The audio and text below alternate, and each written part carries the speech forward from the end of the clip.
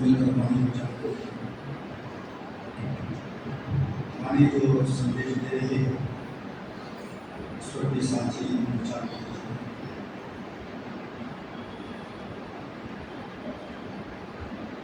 सब कुछ जाने आदि करतार, सब कुछ जाने आदि करतार, सब कुछ जाने आदि करतार, सब कुछ जाने आदि करतार।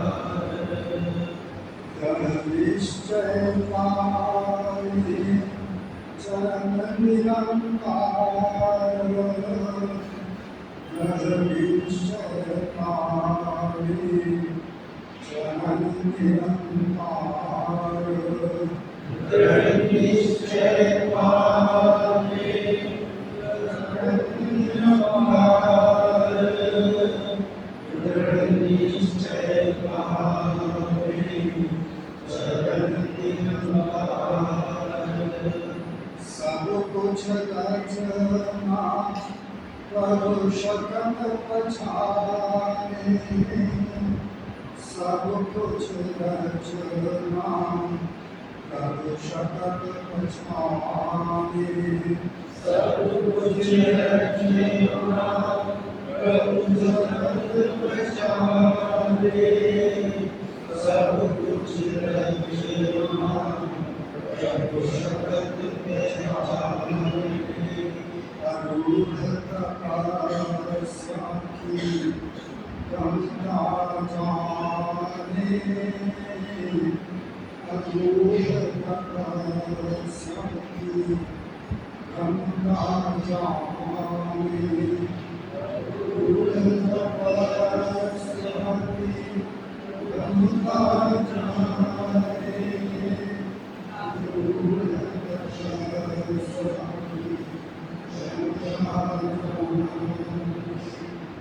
दिमक दिमक तिस भारी पेखे, दिमक दिमक तिस भारी पेखे, दिमक दिमक तिस भारी पेखे, दिमक दिमक तिस भारी पेखे। धर्म विनाश साधव कर देखे, धर्म विनाश साधव कर देखे, धर्म विनाश साहिब कर देखे, धर्म विनाश साहिब कर देखे। दुष्ट विकार सकल मन नासी, दुष्ट विकार सकल मन नासी, दुष्ट विकार सकल मन नासी, दुष्ट विकार सकल मन नासी। प्रभु की आज्ञा मन माहि उपासी, प्रभु की आज्ञा मन माहि उपासी, प्रभु की आज्ञा मन माहि उपासी, प्रभु की आज्ञा मन माहि उपासी। करम अभिमान जाए दुख मूल, करम अभिमान जाए दुख मूल, करम अभिमान जाए कुंड करम अभिमान जाए कुंड इच्छा धर्म की काटे सूल इच्छा धर्म की काटे सूल इच्छा कर्म की काटे सूल इच्छा कर्म की काटे सूल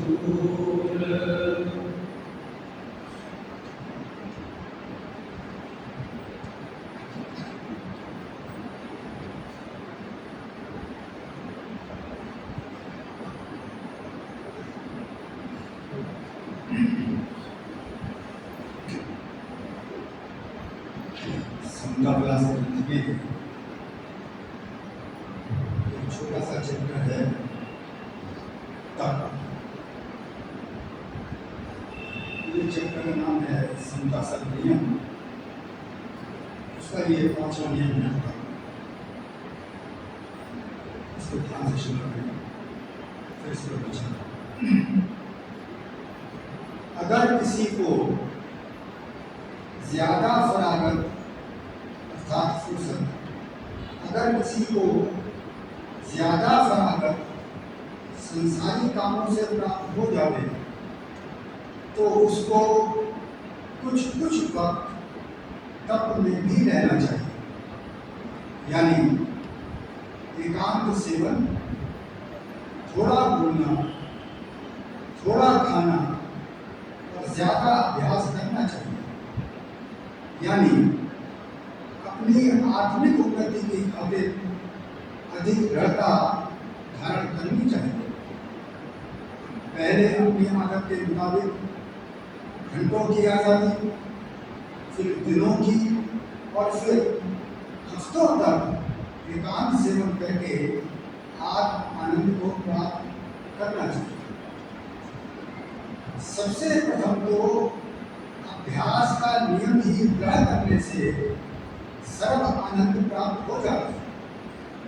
अगर इसके अलावा ज्यादा संसारी ताल्लुकात से जिसको आज़ादी प्राप्त हो जाती है और अनुराग भी अधिक हो और शरीर में कोई रोग ना हो, तब ज्यादा वक्त एकांत सेवन करके अभ्यास में दृढ़ होना चाहिए।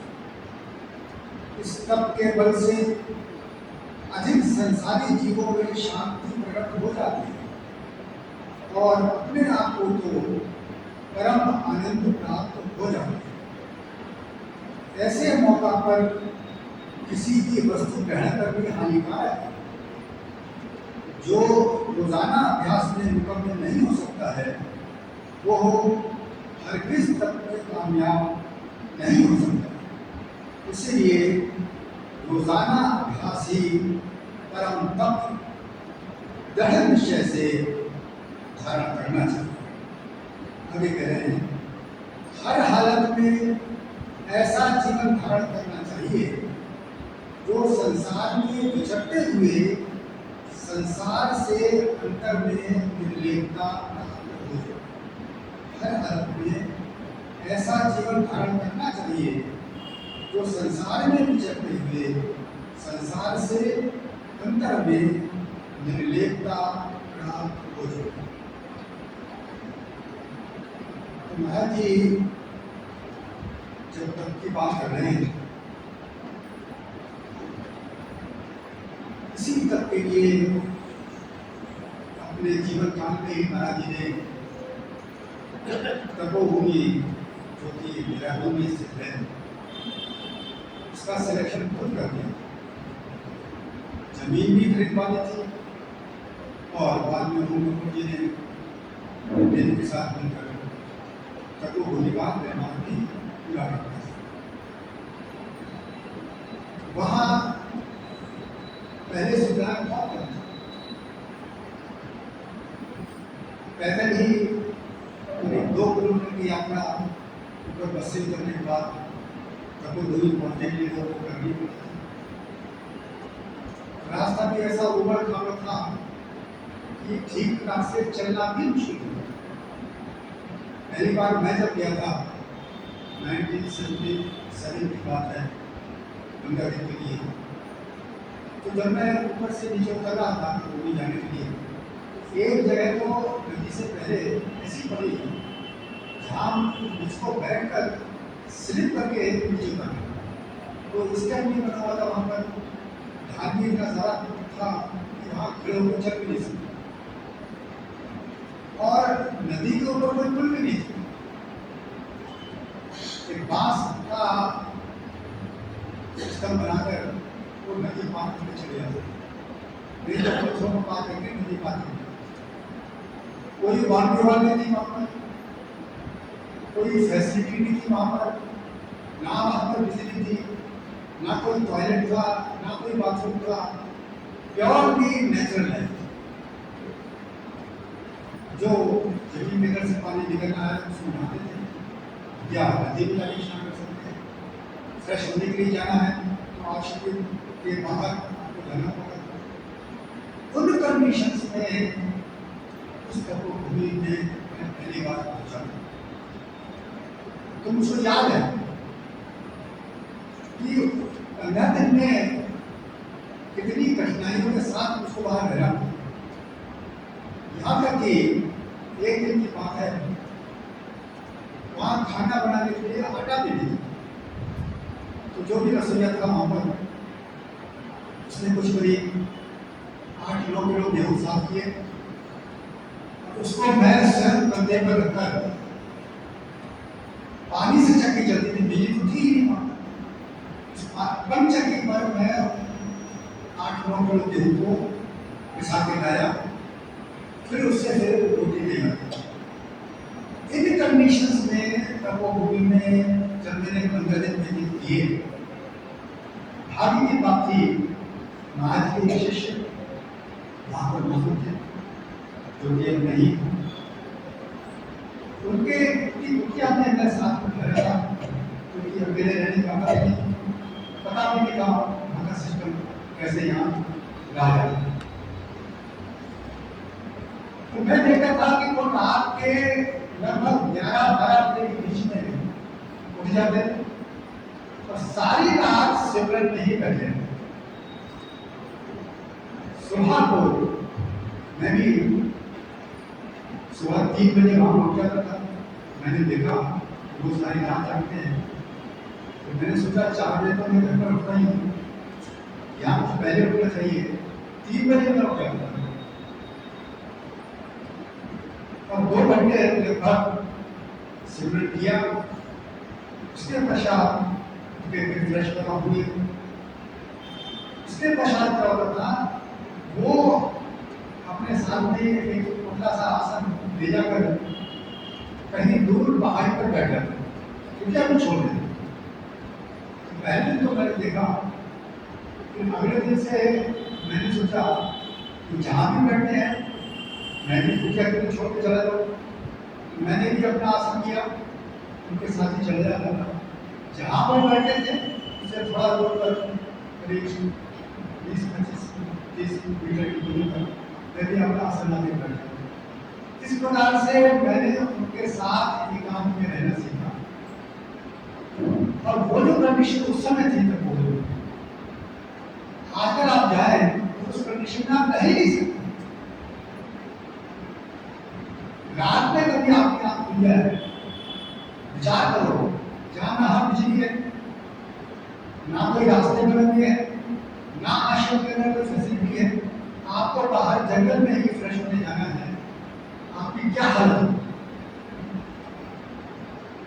उन कंडीशंस में 15 दिन उसको रहने को मिला, लेकिन 15 दिन का लाभ मुझे क्या मिला कि उनके साथ रह के घर पर तो मैं उस समय 1 घंटा सिमरन किया करता था, केवल सिमरन। तो उनके साथ मैंने कम से कम 4 घंटा, ज्यादा से ज्यादा 5 घंटा मैंने एक दिन में सिमरन करना सीख लिया, पहली बार नहीं। और वहां से जब वापस आया तब मैंने दिल्ली में था उस समय डिफेंस में, तो दिल्ली में मैं जहाँ आश्रम था मैंने वहाँ जाना शुरू किया। वहाँ से मैंने ये सप्ताह विलास खरीदी और सप्ताह प्रकाश ग्रंथ खरीदा। इन दोनों को लाकर मैंने ऑफिस की ड्राइव कर लिया। डिफेंस में 1 घंटे का लंच होता था, वहाँ 1 घंटे लंच में मैंने सबसे पहले सप्ताह विलास पढ़नी शुरू की। तब मुझको ये सारी चीजें, तब का ये चैप्टर मुझे पढ़ने को मिला। तब मैंने देखा कि महाराज जी तो साफ साफ कह रहे हैं तब के लिए, इस तब के लिए उन्होंने तब को भी बनवाई। तब तो उन्होंने कोई आश्रम नहीं, जैसे ये आश्रम है कोई आश्रम नहीं है, वो तब स्थलीय ही है।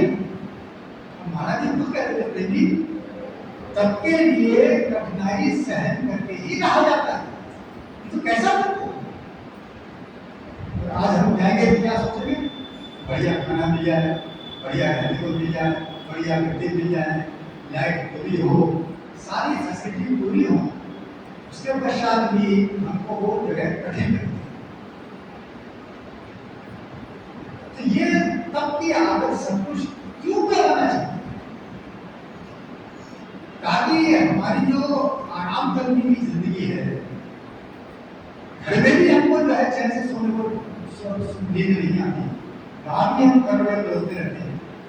सत्पुरुष अंदर जाने का रास्ता बताते हैं कि मन को जब अंदर ले जाना है तो आरामदायक कंडीशन नहीं चाहिए,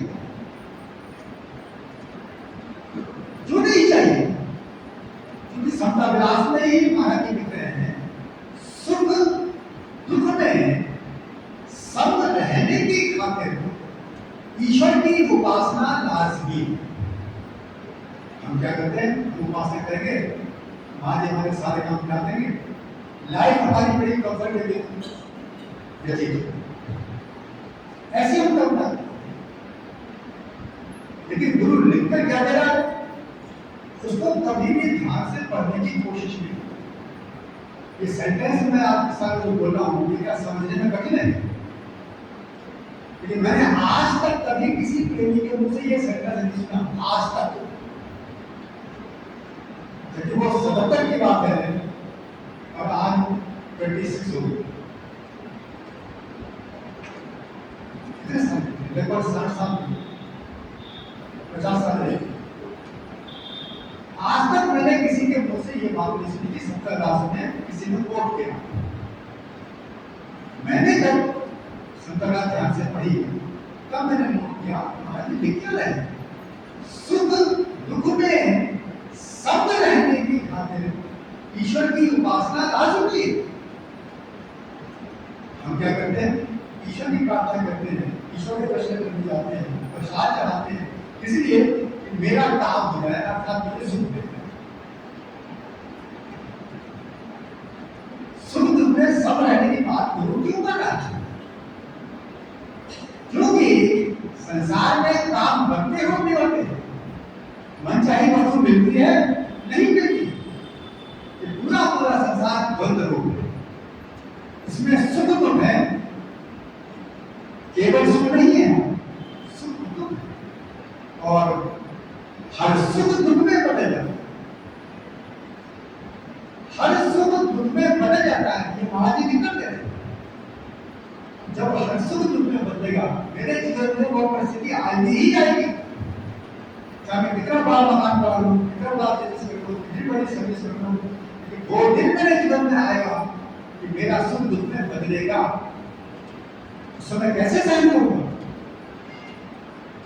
अब बताइए, बात तो दूसरी आज दूसरी बात है, बेबी प्रभु अंतर्यामी इस देह के अंदर में स्थित है, उसका एक नाम है प्राणनाथ, अर्थात मेरी श्वास चल रही है, मेरे जो प्राण है इसका मालिक है वो, मेरे प्राण उसके कारण चल रहे हैं, वो प्राणनाथ है, अर्थात प्राण शक्ति वो खुद है। और प्राण शक्ति कब तक चलती है आपकी, जब तक देह में चेतना आती है। तो वही बात आपसे कही है कि वो शक्ति भी है और चेतना भी, ही देह के अंदर मौजूद है। मेरा ये प्राकृतिक शरीर, प्राकृतिक क्यों, 5 तत्व की प्रकृति है, पृथ्वी जल की वायु आकाश, मैटेरियल वर्ल्ड, और इन्हीं 5 तत्व का मेरा शरीर है। तो मेरा शरीर संसार में पैदा हुआ है, संसार के बैक्टीरिया से ये बनता है, परंतु इसके अंदर जो जीवन शक्ति है, इसके अंदर जो चेतना है, वो संसार की नहीं है, वो प्रभु की दी हुई है। और प्रभु अंतर्यामी है, वो मेरी चेतना खुद है। उनके अंदर शांति है, उनके अंदर आनंद है, उनके अंदर चैन है, उनके अंदर जीवन की सफलता है। तो गुरु जितना भी मार्गदर्शन कर रहा है, पहले के भी सबको जितने भी हुए उन्होंने जो मार्गदर्शन किया, उन्होंने यही मार्गदर्शन किया कि प्रभु अंतर्यामी, सदगुरु तो अंतर्यामी, पल पल करे पुकार, आज्ञाकारी होए के घटका पार। सदगुरु तेरे अंदर है, क्योंकि वो तेरे जिस्म की जान है। बिना जान के क्या तेरा शरीर एक दिन में रह सकता है? एक दिन में ये सड़ जाएगा, बदबू मारने लगेगा। एक दिन भी ये शरीर बिना प्राण के, बिना शक्ति के जीवित नहीं रह सकता, क्रिया नहीं कर सकता। और ऐसे ईश्वर को मैं, जो कि अंदर ही उपलब्ध है, उसको जानने की कोशिश करती है। संसारियों की नकल करके, भोगी विलासी लोगों की नकल करके मैं बाहर, जैसा कि सुन रहे थे कि तीर्थ यात्रा करता रहता हूँ, माथे टेकता रहता हूँ, मन से मांगता रहता हूँ, प्रसाद चढ़ाता रहता हूँ, कहता हूँ लोगे ईश्वर दर्शन। तो ये माया का दर्शन है, ये ईश्वर दर्शन है। मायापति अंदर है, जीवन की सफलता अंदर है, शांति अंदर है। अब बताइए, ये तब महाराज ने क्यों लिखा और इसके लिए तपोभूमि क्यों बनाई? इसीलिए बनाई कि पहले तो मैं उनके मार्गदर्शन के अनुसार कम से कम तो सुबह शाम का अभ्यास है वो नियमित रूप से करूँ, पक्के निश्चय के साथ करूँ। इसको महाराज जी करने रहे, कम से कम 15 वर्ष की आयु से लेकर 30 वर्ष की आयु तक 1 घंटा सुबह, 1 घंटा सायंकाल सिमरन करना लाजमी। लाजमी क्यों है? क्योंकि इसके बिना तेरा जो मानव जीवन है, ये मानव जीवन नहीं कहलाता, ये पशु जीवन कहलाता। तेरे जो शौक है, तेरी जो इच्छाएं हैं, उसको पशु प्रवृत्ति कहते हैं। सारी की सारी वासना पशु कर्म है, उसको पूरी करना। सारे जो 5 विकार है, काम, क्रोध, लोभ, मोह, अहंकार, इसका तू नेचुरल वे में शिकारी, इसका तू शिकार हो।